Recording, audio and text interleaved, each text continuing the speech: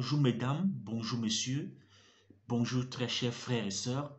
Que le Seigneur vous bénisse en ce début de semaine. Je prie que le bouclier céleste soit sur vous et sur chaque membre de vos familles au nom puissant de Jésus durant cette semaine. Et je prie que quel qu'en soit ce que l'ennemi voudrait planifier contre toi et ta famille, durant cette semaine, que cela soit voué à l'échec au nom puissant de Jésus-Christ. Que la grâce de l'Éternel vous accompagne, vous et vos enfants, vous et vos familles, durant cette semaine, dans le nom puissant de notre Seigneur Jésus-Christ. Bien-aimés, nous sommes dans notre continuation de méditation matinale et nous entrons rapidement dans Jean chapitre 1er jusqu'au verset 3. Seigneur, bien-aimés, c'est pour nous permettre de comprendre pourquoi, quelle est l'importance de qui est réellement Jésus pour que nous puissions mettre notre foi en lui. Jean chapitre 1er jusqu'au verset 3 que je lis rapidement. Au commencement était la parole et la parole était avec Dieu et la parole était Dieu. Elle était au commencement avec Dieu. Toutes choses ont été faites par la parole et rien de ce qui a été n'a été fait sans elle. Bien-aimés, nous voyons ici que Dieu depuis au commencement a utilisé la parole et il est écrit même dans Genèse que Dieu utilisait la parole. Il disait que la lumière soit et la lumière fut. Bien aimé, la parole c'est quoi? La parole c'est le verbe.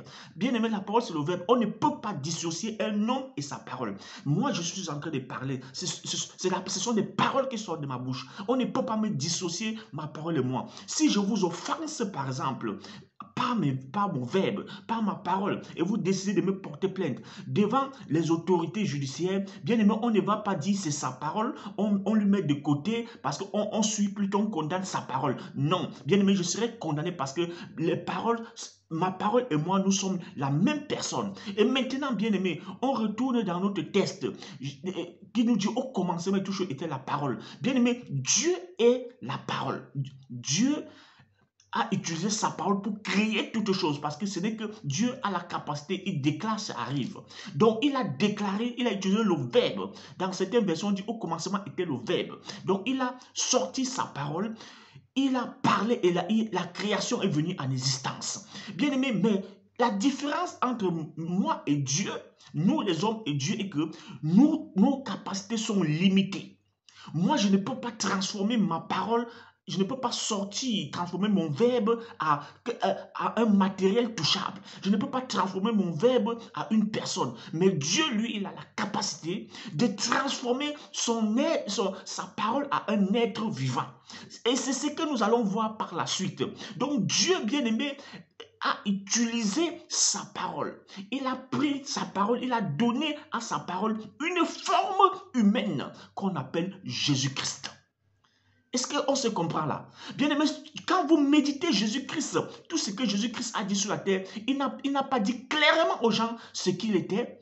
Il essayait par des métaphores de cacher certaines réalités, certaines vérités, mais par le Saint-Esprit, dans la méditation de ces paroles, nous comprenons réellement qui était Jésus-Christ. Bien aimé, Jésus-Christ était la parole de Dieu.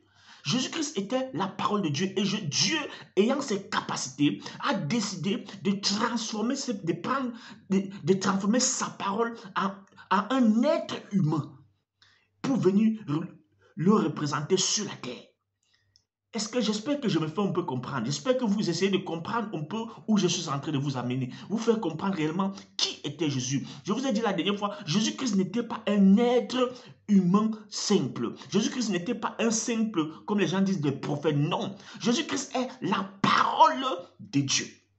Jésus-Christ est la parole de Dieu parce que dans Jean, quand nous allons descendre plus loin, nous allons comprendre davantage. Bien aimé, un homme et sa parole, en restant rien que sur les 3 versets que nous avons lus, cette parole, un homme et sa parole ne peut pas être dissociés. Donc on ne peut pas séparer, comme on ne peut pas séparer un homme avec ce qu'il a dit, il est le responsable parce que ça vient de lui. On ne peut non plus séparer Dieu et sa parole. Dieu, lui, il a utilisé sa parole pour créer le monde, pour nous créer. Et cette parole a pris une autre forme humaine. Bien aimé, j'espère que tu essaies déjà de comprendre. Donc, Jésus-Christ est la parole de Dieu. Pourquoi devons-nous mettre notre foi en Christ, en Jésus-Christ? C'est parce qu'il est la parole de Dieu. Et qui dit la parole de Dieu, dit Dieu. Alléluia. J'espère que vous essayez de vous compenser à comprendre. qui est réellement Jésus-Christ. Bien-aimé, je te prie de partager cette vidéo. Partage cette vidéo afin que le voile tombe dans nos yeux et que nous puissions comprendre réellement, avoir cette foi en lui. Bien-aimé, partage cette vidéo dans les groupes de familiaux afin que tous ensemble, nous puissions connaître la vérité parce qu'il est écrit, vous connaîtrez la vérité et la vérité vous affranchira. Que le Seigneur te bénisse. N'oublie pas de partager la vidéo, de liker la vidéo si c'est la première fois de m'écouter sur mes plateformes. Bien aimé, je te prie de t'abonner et que le Seigneur te bénisse abondamment. Tu peux me trouver dans toutes les plateformes, YouTube et TikTok et Facebook avec le même nom, évangéliste François Loumou. Et si tu as des questions, tu peux me les envoyer.